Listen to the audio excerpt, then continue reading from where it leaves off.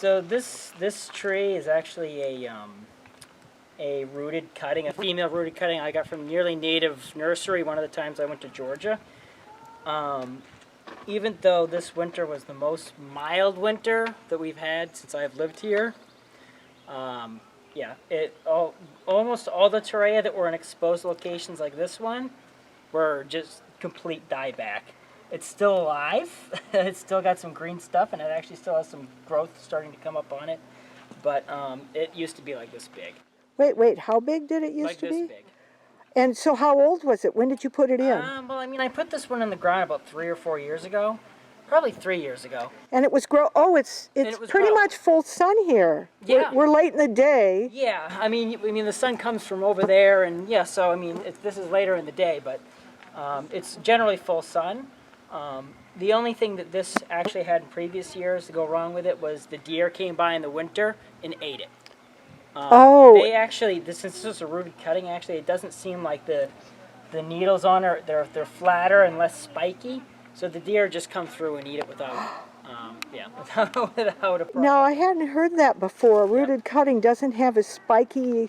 Yeah, it doesn't. It seems to, the needles seem to be wider and flatter. And just a lot easier for the deer to just bite it. So, isn't that cute? A black fly landed on there. So in the winter, you put some kind of protection around it to keep the deer out, which you don't have around it now. No, this is basically what I put around it. I just hope that the deer don't usually get too near it. Well, you know, our guy in Michigan, Paul Kamiri, he did something like that to keep the deer out, and they got real desperate, and they pushed it. They just pushed that over and got him. Yeah. Yeah. All the trees in the woods have protectors around them. And if any of the needles come out, they'll nip them right around. They'll just eat right around it, and oftentimes they step on the trees and just flatten them. Wow. Yeah. Okay, now show me close up where the green area is in there. That's still green. Well, so you say the roots are alive. Yeah, Oh, yeah. So it's got green here, and here, and here, and here. Basically everything that was near the ground. One of the things about this last winter, and I mean, if you've been around the area here, you might have noticed most of the evergreens, like the bushes, junipers, the rhododendrons, have a lot of damage. From what? I didn't notice that. I think it's the same thing that damaged the Torreya. This year there was very little snow, but there was a lot of rain. It would warm up and then it would rain, and then it would cool down and it would be really windy, and then it would warm up again and it would rain again and then cool down again. So it was like a seesaw. And apparently that is bad for evergreens. Wow. Yeah. So I think the stuff that didn't get damaged, that was like below the snow line. Yes, Yeah. that makes sense. Yeah. Yeah. Okay, so you'll just keep this here and keep watching it and see what happens. I'll probably, once I know exactly how far the damage is, it's still like, I can still see needles turning yellow on here, I'll probably trim it back. But Yeah, well, I know when our guy in Cleveland, the first winter he put his out, the windward side just got completely all damaged, and our Shoals Sanctuary Florida person had a fire come along and get one side just all completely, but the leaves came back. So Yeah. don't trim it too quickly. yeah, I think it's alive like up to maybe about here or so. But Yeah. yeah. Do you know if that's a female or a male cutting? That's a female cutting. Ooh, that's good. The male cutting that I also bought there at the same time, I planted right here where my nice little strawberry patch is. Or actually, it also was not doing well this year, but that's the one that got eaten by the chipmunks. The roots got eaten.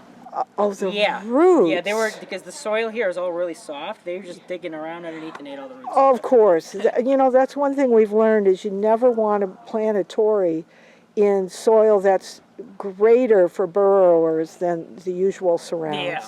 So what we've learned is your nice garden here is okay for strawberries, but not for little Torreys. Yep. All right, so tell us a little bit about your house is over here. Tell us where your property is and all that. It goes all the way to the road. That driveway actually kind of comes out in an angle, kitty corner, so that's like the northeast corner.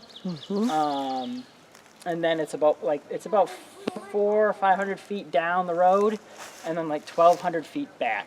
Wow, and what's at your back? At the back of the property is a conservation land behind us. That's privately owned, it's not Privately public. owned, yeah. It's Right. private conservation land. On the people who own this side, they luckily have decided not to cut their trees. The guy on this side, the north side, he completely clear cut his entire lot. Because he's got horses and he does things with horses. Oh, sure, sure. And I see some white pines right over there, some big old white pines. What are your normal trees around here? So yeah, obviously white pines, red oaks, lots of red oaks, red maples, at least on my property.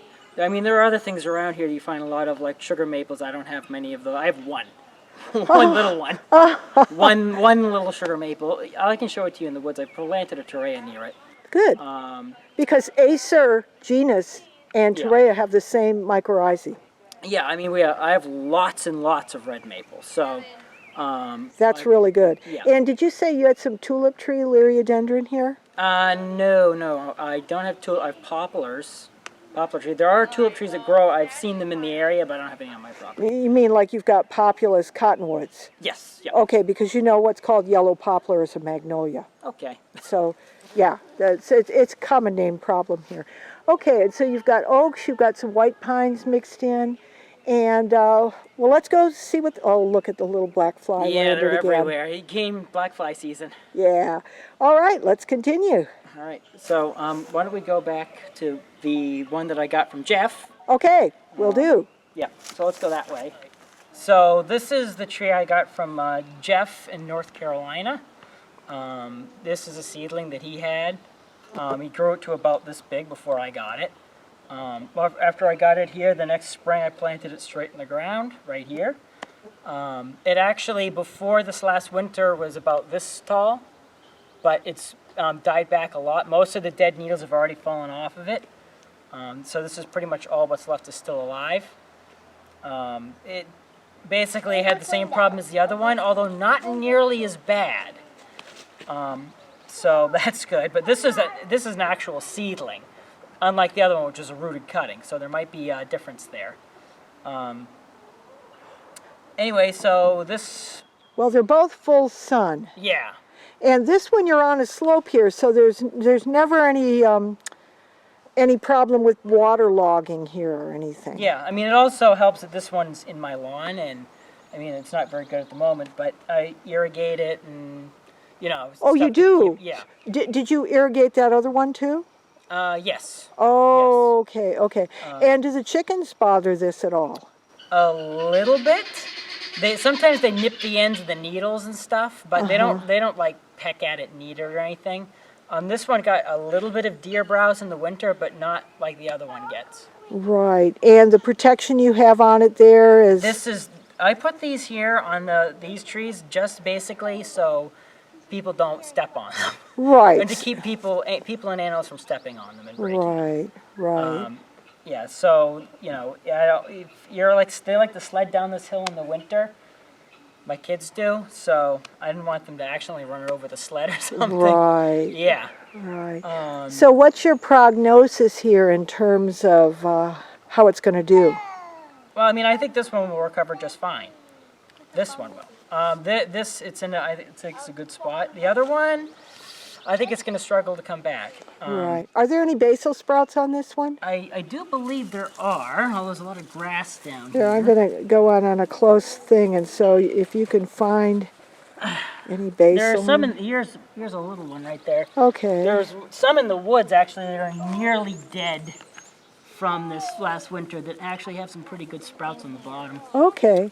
And do you have any nice buds on the vegetative buds on any of the lateral branches, or what about the apical there? So, does that have anything? this one actually, in response to this damage, it looks like it's pushing up 2 new tops actually, which are beginning to bud up right here. Okay. So it's got, from this stem right here, it's got like two more stems forming, each with looks like it's going to be 3 or 4 laterals on each of them. Really? So does that mean, is it going to give up on that one stem that's still up there? I think, well, it doesn't seem to appear to be doing anything up here at the moment, so it might. Yeah. Although actually maybe it's kind of got a little bud forming right there. Yeah. So it might push up a new top. Well, I know what we found in Cleveland. It was just amazing. In Cleveland, it got it's a beautiful Christmas tree shape. The 3 that he has out there. But so incredibly dense with branchlets, and the seeds are all protected from the wind inside, whereas in South Carolina and North Carolina, they're just sort of lacy, flowing type things that aren't trying to protect themselves from anything. And this is actually the biggest one that I have still. Yeah. I got it when it was like 2 years old. And put it right in the ground, and yeah, now this last winter really did a number on it, but I mean, it was like, this. Wow. Yeah. But it was still very open. I mean, not this open, but it was still. Well, what very direction does the wind come from here? Bad winds. That's Bad a winds. good question. We're kind of in a bowl here, so it kind of, and the tall white pines really block the wind real well. Oh, yeah. In fact, let me go up here. You got them all around here. Yep. Yeah, and behind here, too. Yep, all the way around. So normally the wind actually doesn't get down here very well. And I have a little weather station right over there, and since I put it in a little over a year ago, it's never recorded a wind here over 20 miles an hour. Wow, okay, well that's nice and safe. So that one on the left there, that has 4 lateral buds coming out. That's obviously going to be a new leader. And it's got a little center thing too. And then the one on the right, also, that has 2 or 3 laterals coming out there too. But as you say, very spiky. Yeah. Yeah, well this will be interesting to watch to see what kind of a survivor it does. All right, well, let's go look at some more. All right, so this tree is actually one of the original seeds that I got sent from... Jack, yes. I sprouted this myself in my basement, and then planted it here the next fall. Has it died back at all? Sometimes the ends die back. Sometimes the deer get what's out on the outside of the protectors. Yeah. Now I bought these protectors because they're supposed to be biodegradable, but quite frankly, I have not seen any of these degrade at all. Oh, I see some starting to come out the side there. Yeah. Yeah. But they do not look happy out there. Yeah, they don't. And why that is, I don't know. Well, except my hypothesis while we were talking first is every single one of these ground area. Here you can see oak leaves. That's not the same mycorrhizae as Torreys have. And all of these are blueberries here. Yep. And the blueberries are ericoid. And my sense is that it doesn't have a really good color to it. Let me get down to it on this side. Yeah, it's very light in color. And so my sense, it's nitrogen deprived. This is not a good, I mean, Torreys are survivors. It's really hard to kill them. But it's not happy here. Yeah. So we're going to keep, but that's really good. It's really good to know where not to plant as well as where to plant. So let's continue. Yeah, so basically all of the trees that you're going to see in these containers are the same generation of trees that I got from Jack. Right. Besides the uncontained ones over there, all the others are from that one generation. Right. I did plant a lot of Torreya seed directly into the soil. Most didn't come up. Right, and that's because I looked at my notes. You were planting about 6 months before we learned that you had to put them at least 3 inches deep. Otherwise, the rodents get them all. Some of them, it varied. Some of them, the first generation that I had, which was I think 2016 is what I labeled them, that I planted directly in the ground. Their big problem was they just got dug right out of the ground by squirrels. Right, right. They just, like, springtime rolled around and the squirrels were active, you know, and they just dug everything out. Well, not everything, but a lot of things. And some of them did come up, and 2 of them even came back up the following year, but this last winter just wiped them out. By something eating them? No, just the same dieback, all the other, the 2 ones up there and this one. Right. Same dieback. They just died to the ground. Right. Well, as we look around here, now we're starting to get into a really strong hemlock forest, but right here, this evergreen, this is Mount Laurel, Kalmia, right? Yep. Mountain Laurel. Yes.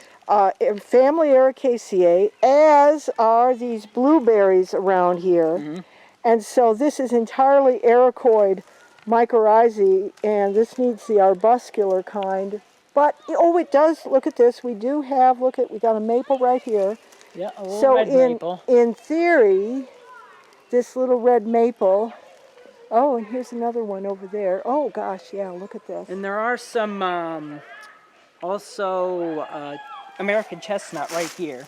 Where? Right here. This is Oh, American chestnut. that keeps coming back from the roots. Yeah, there was actually right over there. You see, I have a ladder right there. Yeah. There was a 45-foot American chestnut tree there, and I built that ladder so I could try to get to the blight on it. It didn't work.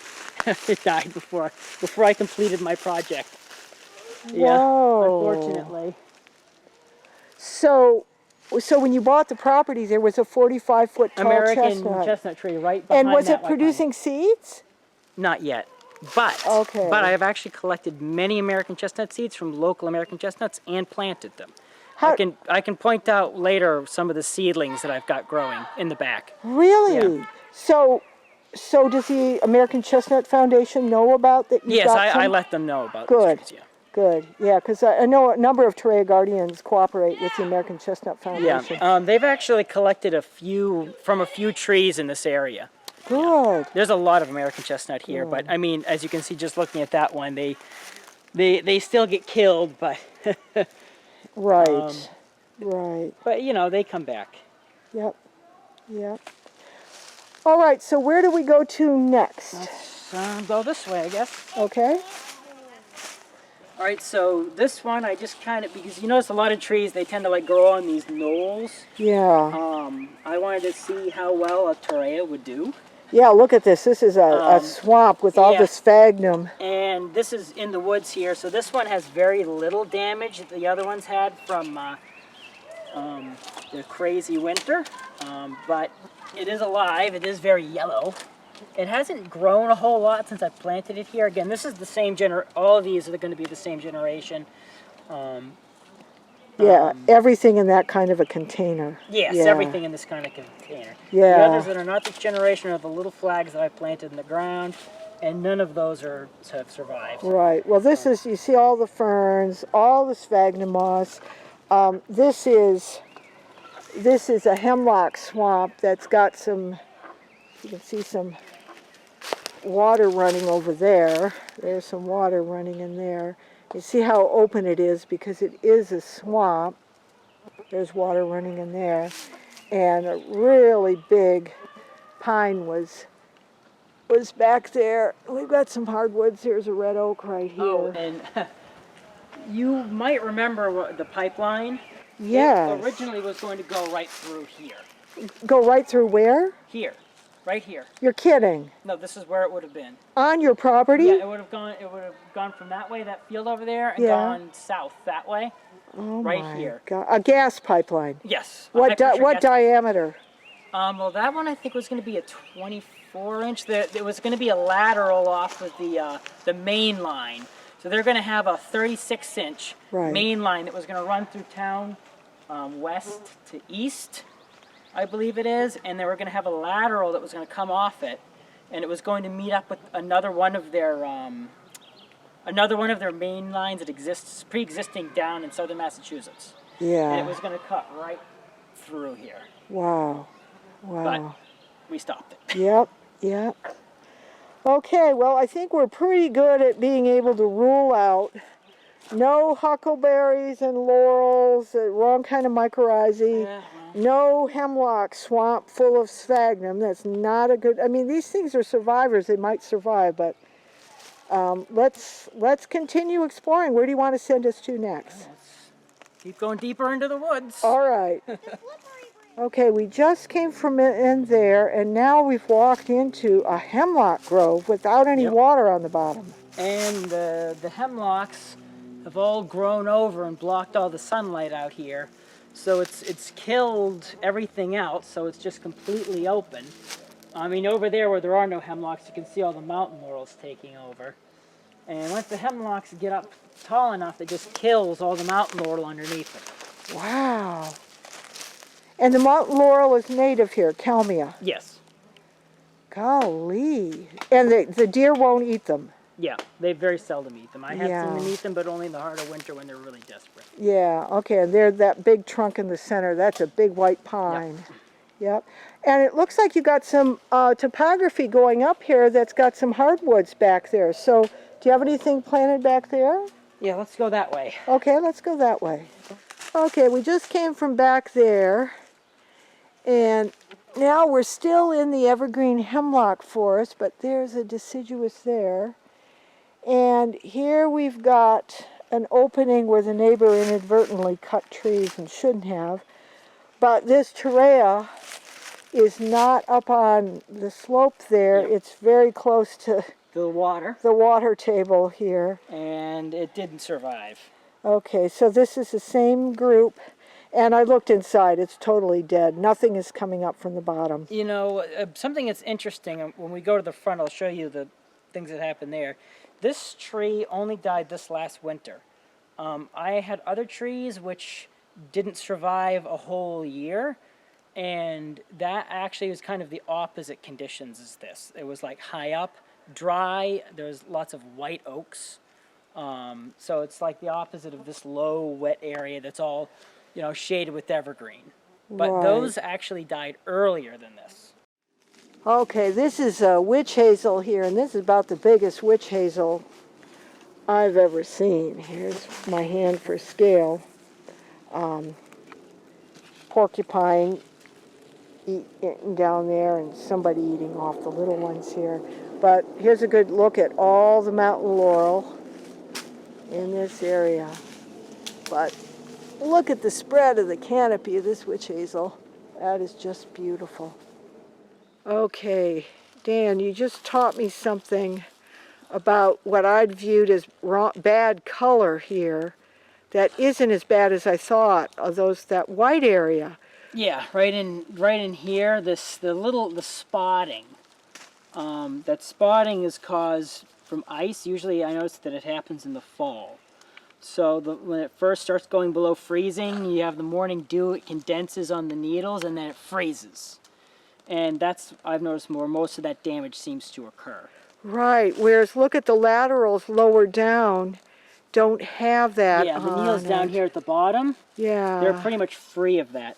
Now, because they're close enough to the ground. So what you're telling me is that any of these Torreys that can get up taller are going to get their needles hurt in that way because they're not close enough to the warm ground. Yeah, and you would, if the seedling or the Jeff gave me hadn't died back so much, you would have seen that really well on that one if it hadn't died back so much this year. Yeah. That had really good examples on it. But all those needles got killed from the seesawing weather. Right.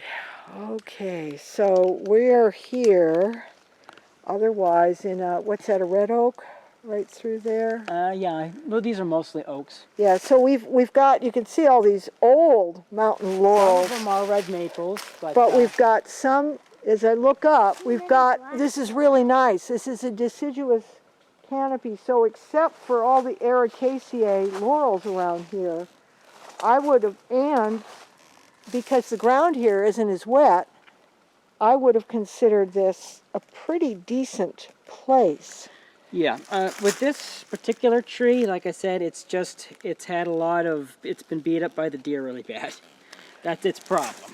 Well, that's one of its problems. Right. the reason why I planted these, I have two, and there's another one over there that I planted here. They were the biggest, so I thought they'd do the best, and so I planted them in the area that's been where the canopy has been opened up, in hopes that they would do well, and they have not done well at all. Not at all. Of course, we had the year I mentioned to you where it got really droughty. Yeah. That's the year that really hammered these things. They just started, before that they were like, seemed healthy, and then that year when it got too dry, they just started dying back. And this whole area at some point burned, I think about 100 years ago. Yeah, you just showed me this charred area over here. Yeah, this white pine. Quite a few rather big white pines back here, and lots of hardwoods. So this one, it's definitely not a waterlogging problem. Mm-mm. Not here. Nope. So we can say that the hemlock waterlogged area is bad, but this is also bad. Yep. This is also bad. Yeah. This is the other one. This is probably the biggest one that I planted of all the seedlings. Mm-hmm. One of the, and it's pretty much dead now. This one got really damaged during the year with the drought. But what I'd really like to point out is over here, there is a basil sprout. Oh, that is really important. Yep. And the other one I think has a basil sprout on it as well, or it did. I'd have to go and push the leaves back to see if it's still there. So that means the roots are still good. Yep. Okay, so... just to point out, when we go back, there are ticks everywhere around here. Uh-oh. Yeah. Okay, so I'll have to be careful.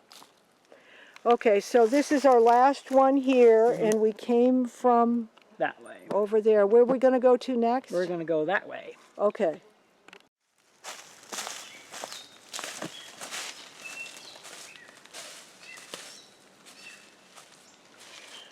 All right, so this is a beech on the left, and I see, what is that, a paper birch too? Yep, there are paper birch, some red oaks.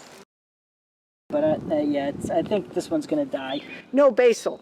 No basil. Yeah, in my experience, if the main stem looks that bad and a basil hasn't come up, it means the roots are gone too. Yeah, so with this one, I planted it here because of the big, beautiful beech tree. Yeah, this was a good experiment for... I just wanted to see, you know, what kind of, if the roots of the beech tree, and you can see they reach all the way out here with these little, with these little things coming up everywhere. And I'm elevated here a little bit. Now this is Kalmia. How did you keep the Kalmia away from this site here? I think the beech tree's doing it. Their roots are killing, or? I think it's just the shade, maybe. Oh, sure. And this is the back part of my property. Yeah. So if you point in that direction, you'll notice right here. This is where the conservation easement begins. Oh. Right here. So just as soon as you go into those laurels and you see the guy posted there's no hunting sign, that's where the conservation easement begins. So everything back there is off my property. Right. So the sad part is that even though you've got 11 acres and the conservation easement person has about 100, this does not look, we just haven't seen anything here that gives hope that you found in experimenting in all your places, that there's anything here that can offer even survivable for Torreya, except maybe your front yard area, huh? Yeah, well, there are some places in the front of my property which yeah, well, we'll go to. Might have some areas in it, but right. Well, that's the last place we're going? Yep, that's the last place we're going. Okay, well, this is such a great experiment that you've done here, testing all these different habitats, and from what I can see, doesn't look good. Yeah. So, this Torreya is near the front of my property. I planted it here in full sun, mostly to be near the North American plum trees that are growing here, just to see if that would be necessarily a good environment for them. This tree, the year that we had the drought, this tree got very stressed. In fact, I'm actually kind of surprised that it survived that year. The next year, which was last year, it did very well to recover, put on a lot of new green, but as you can see, because it's in such an exposed spot, it basically got really damaged from the same cold cycling that happened this winter. Yeah. On with this one. This is like your best forest specimen. Yeah. Now we're right along the driveway here, so it is getting some low-angle sun. Yeah, it does get some sun, especially just depending on when it's really low like this, the sun slips through the trees over there. Okay, and these are deciduous trees here. Mostly. Yeah. So we have white ash, red maple, black cherry, a slightly different composition than Right. the other areas. We also have some paper birch in there as well. And you've got no blueberry or Kalmia in here. Yep. Okay, so Blackberries, but yeah. yeah, blackberries are fine. So the soil may be very different here. Yeah. Okay, so talk to us about how this tree looks so good, and then I'll come forward and take a close-up. All right, so this tree, it actually looks like it's doing a lot better than the others. It's got lots of buds coming up on it. It does have the same ice damage. But, you know, I've noticed every year that they get the ice damage and they just recover from it when the spring comes. All the new growth, it doesn't seem to affect them that much. Okay, I'll come in and take a close-up. All right, I'm going to go in on this one, and I looked at it before, and this is the only one I've seen that has That a little leader bud there. right, an apical ready to come up. It's the only one. I mean, it really looks good. So now it's time to speculate. What is successful about this one? They're all the same group of seeds. They're all the same age group. Mm-hmm. This is a very different habitat. So speculate here. Why is this so good? Well, I mean, the trees are definitely a different composition here. This area is actually a little bit damp. Not as damp as the other areas we were looking at earlier, but and it is actually, if you look up over there where we were earlier with that other tree, it is a slope as well. It's just a slow incline that direction. Yeah, and what strikes me about this, let me get back up here and take a look. What strikes me about this forest here is that there's no blueberry, there's no mountain laurel. It's a typical, and there's a black cherry right there. It's a typical hardwood forest. I mean, there's some white pines back there, but right here, we are a hardwood forest. And so in the peak of summer, a drought, you've got a lot of shade in here. Yeah, in this area, even when it is droughty, this area stays pretty moist. Yeah. It doesn't flood like the other areas do either. So it's kind of like a happy medium of water flow. Right. Well, I would say it's pretty clear that you don't want to plant Torreys here in southern New Hampshire anywhere near hemlocks. And the ericoids, the blueberries, the Kalmia, none of that. You wanted to have it look like a typical real hardwood forest with a lot of opening on the ground area. All right, so let's go see the other ones. Alrighty. So we've just walked down slope a little. This is much wetter here. You can see the ferns, and there's a jack in the pulpit. So this is very wet. Yes, but the composition of the trees is still very similar. We have a few more red maples, some white birch, but you still have the white ash and stuff here as well. Yeah. So this has got two, so this suggests to me that since it's got two, it had already been bit down by something. Yeah, so what happened was like the second year or so after I planted this one, the deer trampled this over and they were able to get through here with their teeth and rip the top off. Oh, Yeah. oh. So that's why it's got 2 leaders now. Okay, okay. So that's had some trouble, but here, yeah, it has a different feel here, and look how close we are to the water level there. Yeah, it's get pretty wet. Yeah, and as we came down, now here's an ash here, that's a good sign, but oh gosh, look it. We've got right there. A pipe. Right, that's not, yeah, that's not good. Yeah. But at least it's a bit of a slope. Yes, it is a bit of a slope. Yeah. there's a lot of different slopes and stuff in here. A lot of places I wanted to test. So this one was the only one that I could plant. Well, I could have planted more here, I guess, if I wanted to. But this is near a red pine tree. The only red pine tree that's still alive on my property. This area has a lot of white pine as well. But as you see, this one it's been very sheltered, and besides the ice damage. It's actually done pretty good, but it has been growing extremely slowly.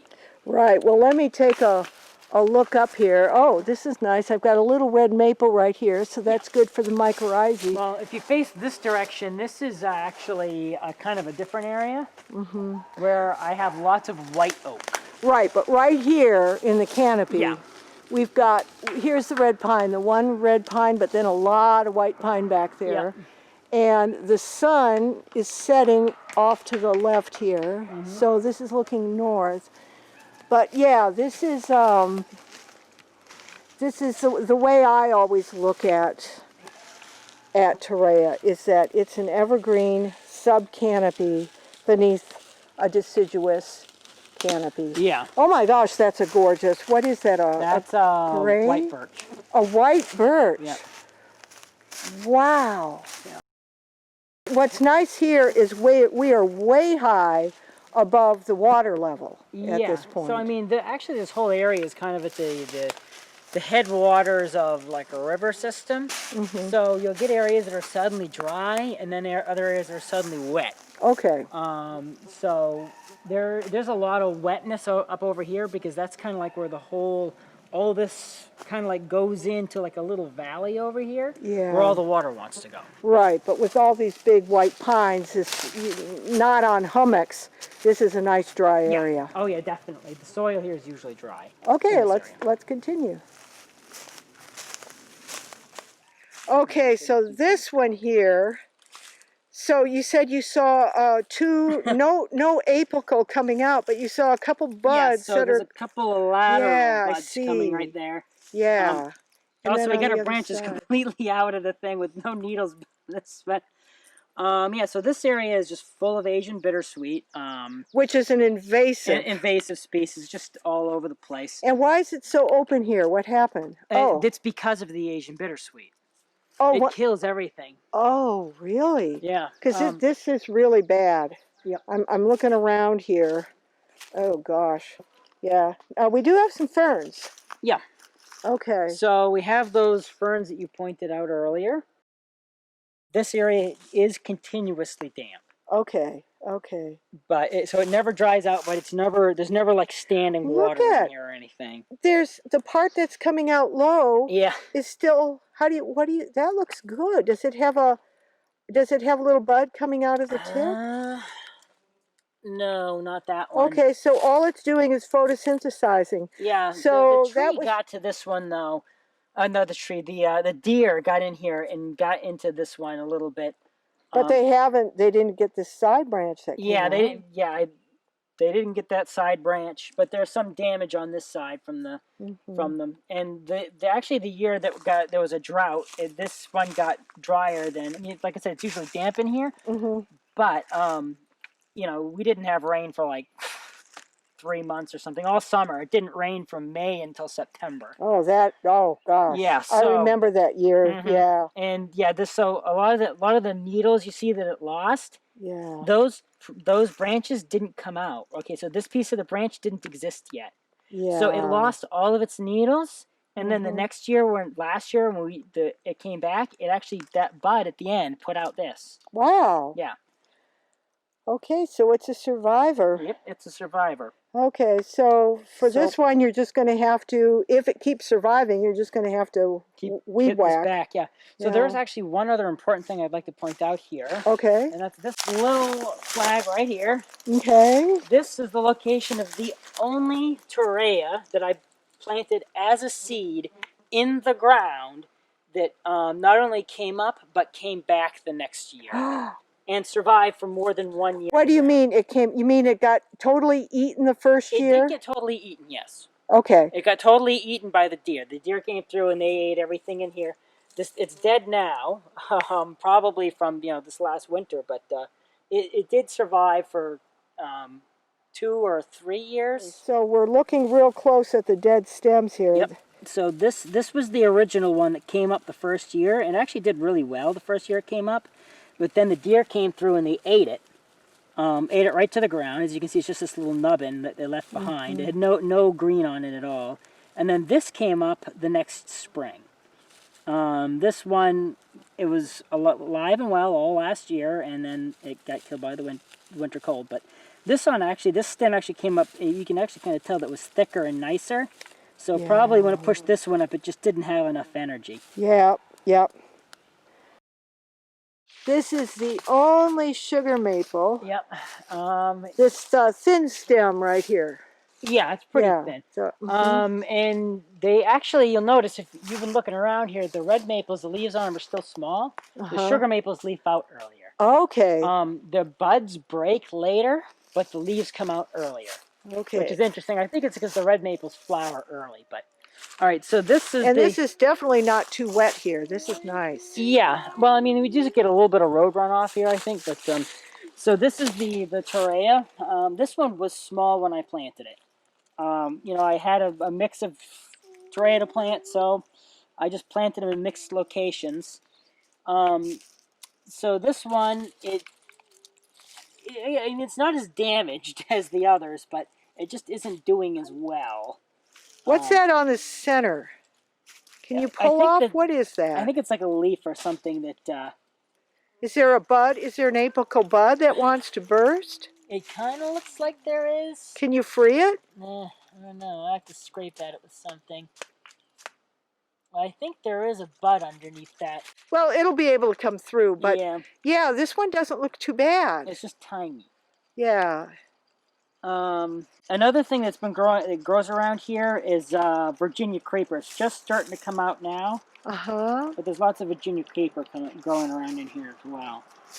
But okay, and this is right along the road. And this is our last one, right? No. Oh gosh. Okay. I think we have 3 or 4 more. Okay, which way do we go for that? There's one right over there. Okay. So we'll go to that one next. Okay. And then we're going to go to another one, and then we're going to head over to the area with all the white oaks in it. Okay, let's go. Yep. So we are on a high point of land that is just full of white pines. And we just came from that area over there. Here you can see the road.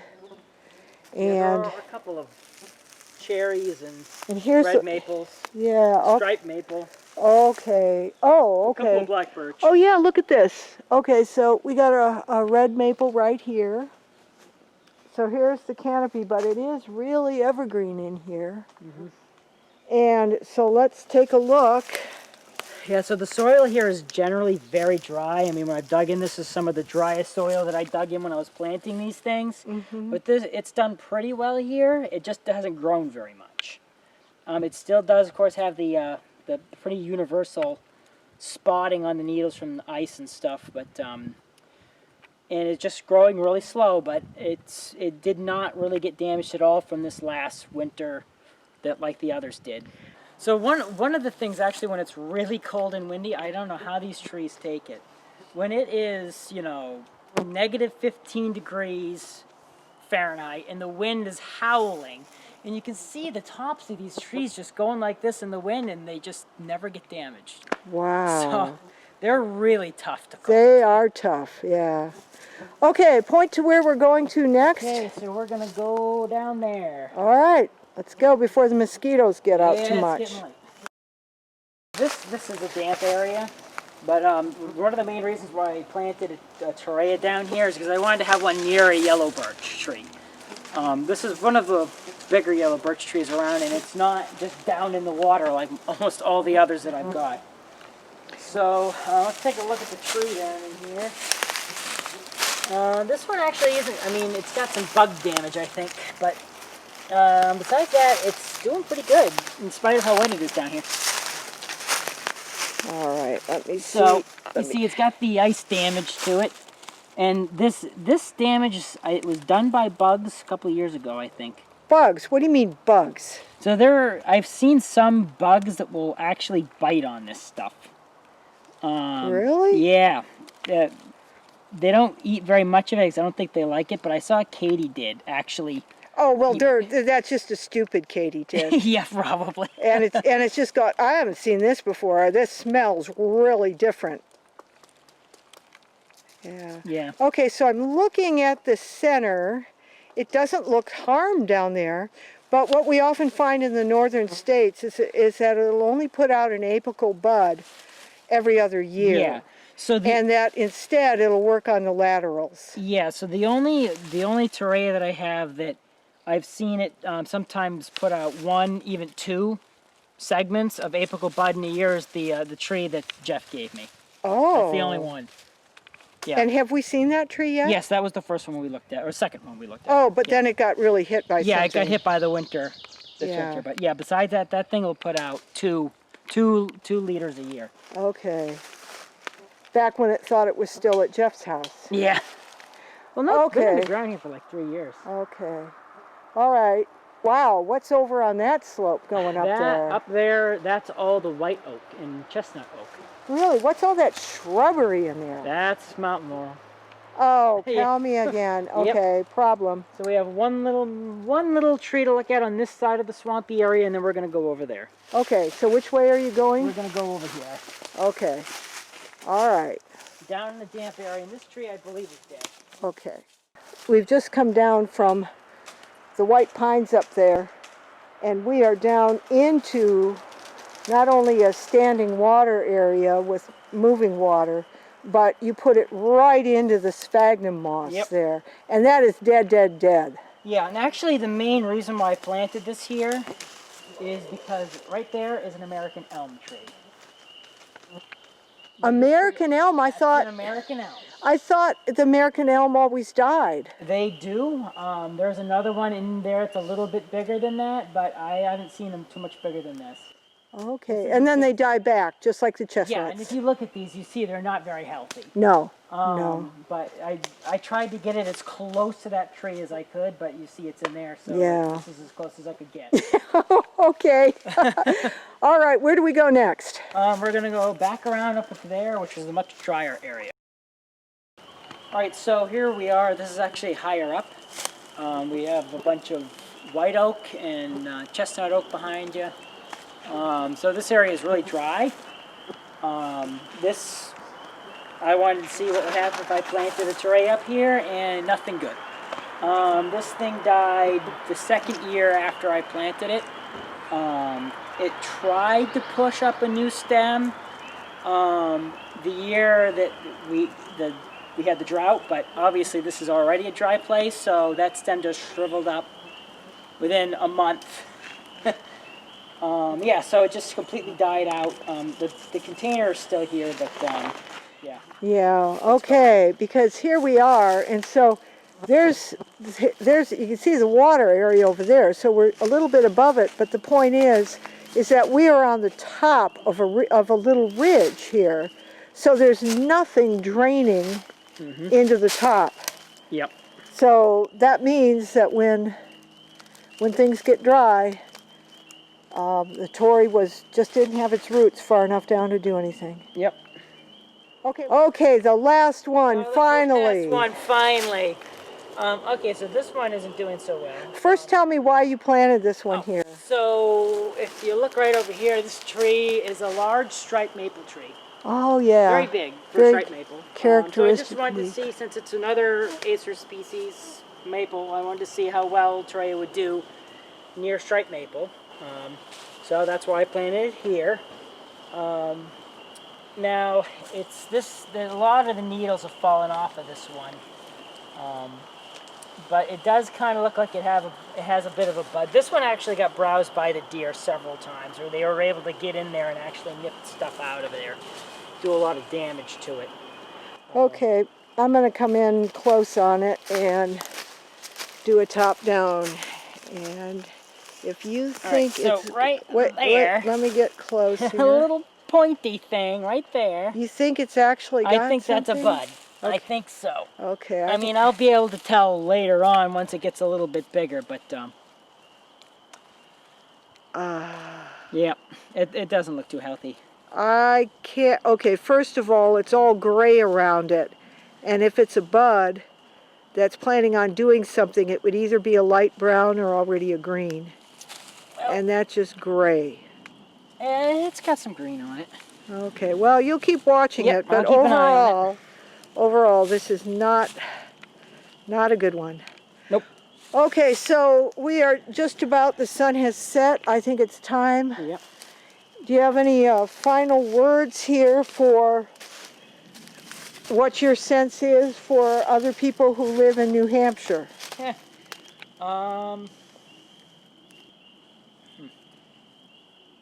Torreya is probably not going to do well here for now, unless you put it in very particular areas. Yeah. Yeah.